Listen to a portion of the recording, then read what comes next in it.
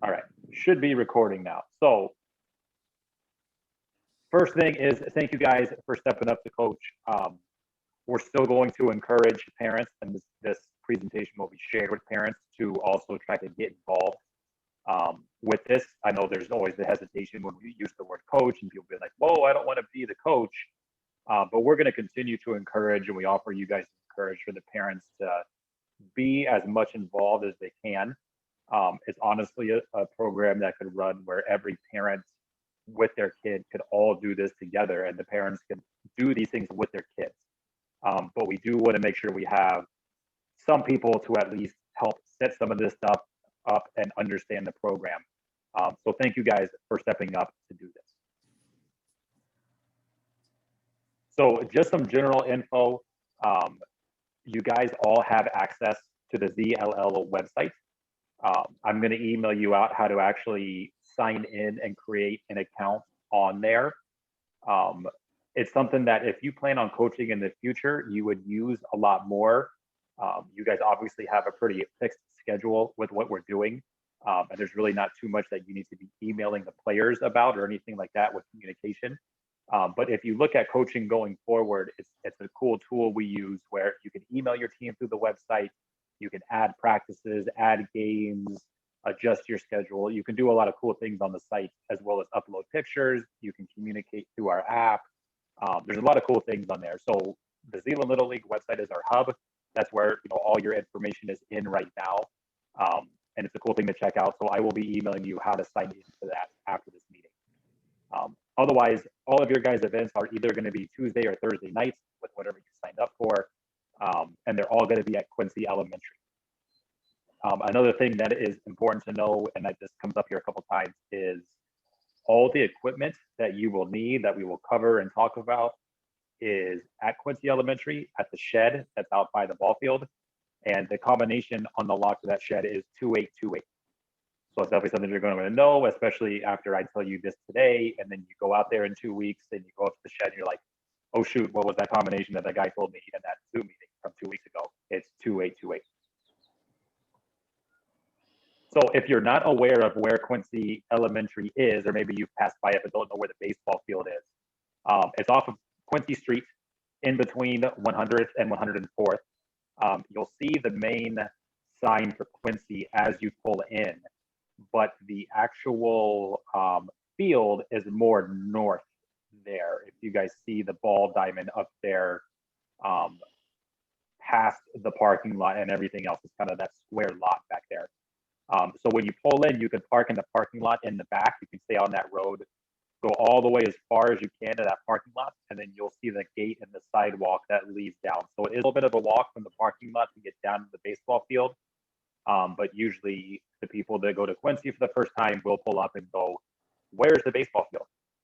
So I will send this map out as well to all the families involved to make sure that they get to the right spot when they come to their first day. Otherwise, for those not familiar with Quincy, we'll have no idea where to go. So our teams, we have kind of 4 teams, and this is the way it's laid out. We have the Broncos and Lakers playing on Tuesdays. The Broncos have 16 players, the Lakers have 15, and then we have the Dutch and the Knights, each with 15 players that are going to be playing on Thursdays. In case you couldn't tell, we use the callings of local teams here around the area for these team names. So the goal of this program is, I mean, we preach fundamental stuff all the way through 12, 13, 14-year-olds in Little League. We're always talking about fundamentals. But for 4-year-olds, we're talking about the bare bone basics of what we're trying to do. And what I'm looking at is throwing, fielding, hitting, and running. So when we talk about throwing, we want to make sure the kids know how to actually grip it the correct way and how to throw it overhand. We want to teach them basic how to step and throw. Really what you're watching with that step is even as simple as making sure they step with their foot. You may even see a kid pick up a ball and throw it with their right hand the first time and then turn around and want to throw it with their left hand the second time. You'll see stuff like that. So what your goal is to try to figure out what hand they want to with and get them in just the basic proper throwing mechanic of stepping with the correct foot and throwing the ball overhand, and have them try to throw as hard as they can. What we don't want them to do is get into the little lollipop kind of throws. We want them to reach back, and get comfortable with letting ball fly. So encourage them to try to throw hard. As far as fielding goes, this is also probably the first time a lot of these kids have put on gloves. Um, Parents are probably buying their first ball glove for their kids coming into this program. So that's always a tricky thing, is teaching kids how to use the glove for the first time. Um, we want to try to teach them, and what we even do at the T-ball level is how to alligator the ball. Make sure they're not scared to get their throwing hand involved and catch the ball with two hands, trying to use the glove first. We're going to focus on trying to catch ground balls, but we'll eventually try to work into encouraging them to catch the ball in the air. As far as hitting goes, we want to first make sure, again, just like throwing right-handed or left-handed, we'll see the same thing with hitters. You'll see a kid step up there and not know if he's a right-hander or a left-hander. So what I encourage you to do if you have a kid that doesn't know which way he wants to hit is to just let them get up to the tee and see which way they want to try it, and then just make sure their hands are the right way. This is also why we encourage parents to get out there, because parents may have worked on this before and their kid just doesn't know that the parent can also help you out if they're righty or lefty. But this is even something that we deal with on the T-ball team that's a year older than this. Is we'll have a kid that's always right-handed, and every once in a while he'll just step in that left-handed batter's box for some reason and be like, nope, he doesn't know how to swing over there. So make sure they know how to grip the bat, which hand should be on top, right hand on top for a righty, left hand on top for a lefty. Get them into a nice balanced stance. Teach them how to have that hand-eye coordination to hit. Encourage them to swing hard. We're going to see how that works in one of our stations here, but also have them be comfortable. So try to remove any of the hitches and any of the other goofy things you might see. Just have them rock that bat back and fire it and get comfortable with swinging hard and making contact with the ball. The final kind of fundamental we want to do is running. What I encourage you to do is have them learn the name of the bases. That's home, first, second, and third. Pretty simple, but we want to reiterate that to the kids multiple times so that later on, by the end of the 4 weeks, you can tell a kid go to third base and he will know what it is. Also encourage them to know which way to run. One of our stations is set up to be that way. We don't have kids really moving, advancing more than one base at a time.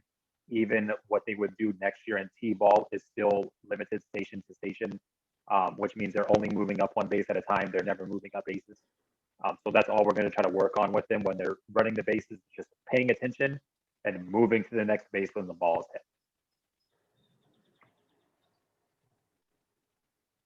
So what you will do each day is kind of follow this general daily schedule, right? So like I said before, and as you see, we've got 2 teams playing on each of the days. So the 2 teams will come up, and that's going to be about 30 kids. What we want each team to do is split your team in half. So we have a group of 7 or 8, 4 groups of about 7 or 8 kids total. 2 groups are on one team, 2 groups are on another. But the first thing you're going to do is split your team in half. There's going to be 4 stations that you'll set up at the field, right? So I got 4 groups and I got 4 stations. Should be pretty straightforward. We'll put each group at a station. So what usually happens over that kind of first 5 or 10 minutes is you can get your kids ready and loose, warmed up however you want, and also get them organized and into their groups. Ideally, you got the kids kind of at the first stations by 10 after 6, especially if you have a couple of kids that are late stragglers getting there. So by 6:10, you should be starting the first stations. The idea would be you move the groups through each station every 10 minutes. And that way, as you're getting close to 7 o'clock, you're wrapping it up and starting to clean up. So again, the primary thing you want to work on is getting all the groups through all 4 stations in that 1-hour time period, but really plan for about 10 minutes to switch each group. And we encourage the coaches that are all there to communicate with each other on, hey, are you guys ready to switch? Yep, we're ready to switch. All right, everybody's had a turn at the station. Okay, let's switch. All right, guys, we're going to switch. I'll show you how that'll look. So this is a little screenshot of the field and a basic idea of where we're going to set these stations up. And I will share this thing with you so that you guys can print it and bring it out there with you too to help you again when you go set up that first day. The shed is right where the sidewalk ends. You'll see that out there. Again, the combination is 2828. And then this is where our stations are set up. So station 1 is out in left field. Station 2 will be at home plate. Station 3 is in right field. And then station 4 will actually be around the infield. And this should make sense. I can even go back and reference it after we talk about each station here. All right, so station 1. This is the one that is out in left field. So what you'll do at station 1 is set up a tee, and you're going to want to have them hit out into left field and set up cones. And my primary goal of this drill is to, again, encourage the kids to swing hard and to try to hit it towards the cones, right? The cones should be straight in a line, so they want to hit right up the middle and try to hit it as far as they can. And what we try to do is tell them that, okay, each cone you hit it past, you get another point. So the idea would be that the kid gets 5 swings, and they get to add up how many points they got at the end of their round. If they hit it past the third cone, all 5 swings, that's 20 points, because hitting it past the third cone is 4 points. If you see that you set up the cones originally here, I give you 10, 20, 30 feet as guidance. If you have a group that, man, all these kids can hit it way past that, feel free to spread these out. This is just a guide. You can move these cones as far or as close as you think needs. You might even see that the first week, we might want to keep them more like 5, 10, 15, but then maybe by the end of it, you're keeping them like 15, 30, and 45 feet away. So the cone is not a set distance, but use that as a good guide. And then have the kids just continue to rotate through that, encourage them to hit hard, keep track of their score, have them try to remember it each week they come back and see if they can beat their score from the last week. The kids usually get a kick out of it when you make it a score and make it a competition for that specific station with hitting. Any question on that station? Pretty straightforward, but now we have them hitting with a purpose. All right, station 2, which is down at home plate. The idea is they go from station 1 of hitting out in the outfield. Now they come into home plate, put it a little bit more together. So now at station 2, we're hitting at home plate. And the idea is they will hit a ball and then drop the bat and run to first, teaching them the basic idea of hitting when they move the T-ball. The difference at this station is you're going to see as we get to station 4 is there will be kids playing defense. So the game that they're trying to play here is the defense that we'll talk about is trying to get the ball and put it in the bucket before the offense gets to the next bases. So these kids should try to hit it, drop the bat, and run to first before the defense puts in the bucket. That's their goal. And they're trying to see how many times they can be safe. The defense is trying to see how many times they can get outs. But outs are not your traditional outs of throwing a base and getting a force out. The out is the defense putting the ball in the bucket. So station 2 is your basic hitting and running. The other thing we want to really pay attention to, which is a struggle even at all, is when the kids are on base, paying attention to the hitter and running when they hit the ball. That's always what happens is the runner's on second base, the ball gets hit, and you turn and look, and the kid is still in a squatted position on the base, drawing in the clay behind himself. So we want to encourage the kid to pay attention to the hitter and run when that ball is hit. Station 3, this is always my kid's favorite one, is a fielding and throwing drill.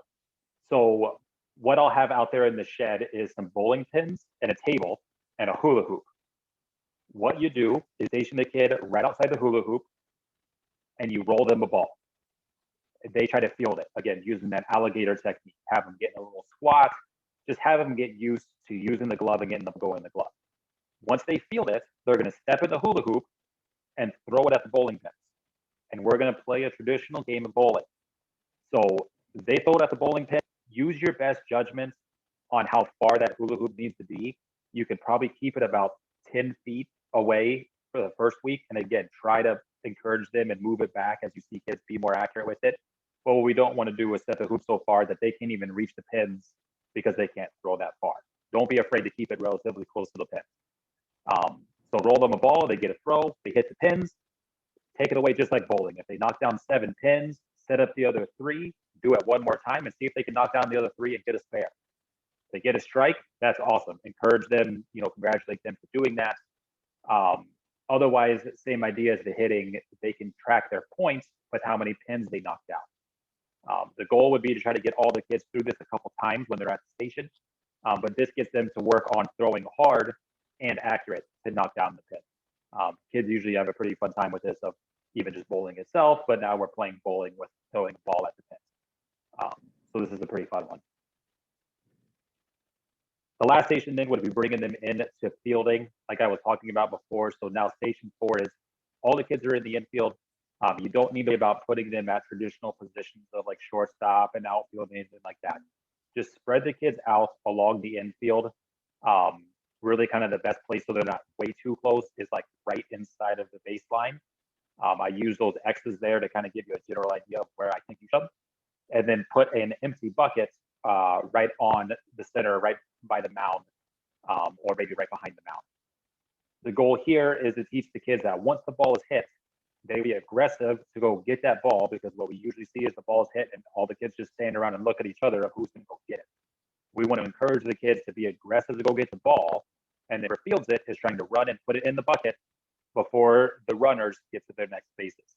If they do, you say, hey, good job, you guys got an out. And they're trying to see how many outs they can stack up while they're at their station. As you hitters get a little better and more comfortable, you can back the fielders up. But again, use your best judgment on where you have the kids positioned for this. But this will keep the defense a little more active and involved by having all the kids out there and all participate in going after the ball every time it's hit. So again, all this equipment is in the shed that you'll do this stuff. The combo is 2828. What I encourage you guys to do is get there a few minutes early to just start setting this stuff up. It's really not too much. You know, you got the balls to spread out in a couple of different spots, the table with the bowling pins, and then pull out some bats and helmets for those hitting stations. You guys will get the feel for that, you know, and what kind of the most efficient way is that for you as you go. But all that stuff will be in the shed. And then just please make sure that you clean everything up at the end of the night and put that all back in there and lock it up. We also encourage you to get the kids involved with cleaning up and have them get used to putting the team stuff away. The one thing that I will say usually happens is kids leave stuff behind. Please don't feel like you have to be the person that, you know, has to always go try to track down whose stuff is this. If all the kids are starting to leave and there's something left behind, put it in the shed. And that way, when somebody comes back and asks, hey, I think I left my bat or my glove or whatever, we can say, well, everything was picked up at the end of the day. This stuff is probably just in the shed. You know, at our next practice, we can double check if it's there. Or if they want to get in there early to go look for it, we can try to arrange getting them over there or looking for it ahead of time, but that's something that I won't handle. Not something that you guys need to try to get involved with. So just some general tips of this. Encourage the kids to have fun. That's why it's set up this way.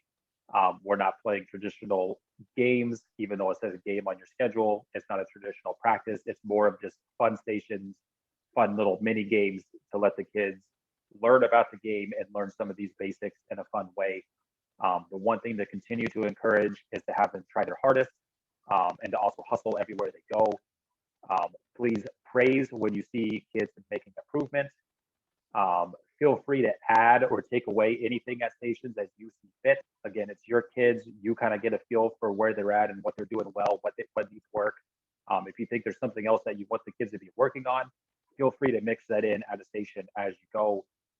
And if anything else comes up or you have ideas or want to talk about anything else, either as we lead up to the first day or during the first weeks, please feel free to reach out. I'm happy to, you know, make adjustments and all that kind of stuff to make sure this is the best experience for these kids, as this is kind of their introduction to playing ball for the first time. So again, all these slides, I'm going to put this together and print out and send to you. And also, this is all being recorded. I'm going to post this as well on the site if you need to reference anything. But that way, this will be in a kind of document that you can print and bring with you to help remember, you know, where the stations are, how to get stuff set up, what the combination of the locks are, and all that kind of stuff. So with all that being said, does anybody have any questions?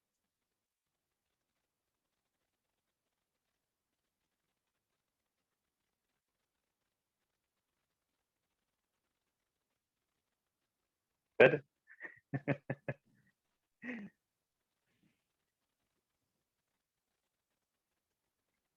All right. I mean, this is it. This is all we need to go through. If you guys feel like you're ready to go and ready to rock, then yeah, all this stuff will be set up.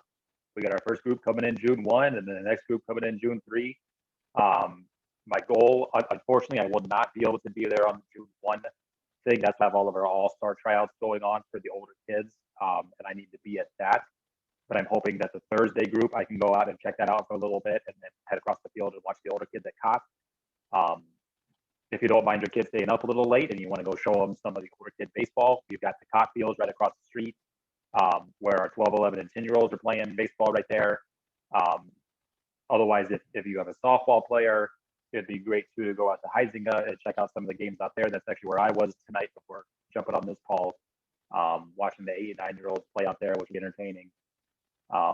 So other than that, guys, that's all I got. Thank you for hanging out here for a couple minutes. And if you got anything else, feel free to give me a call or shoot me an email.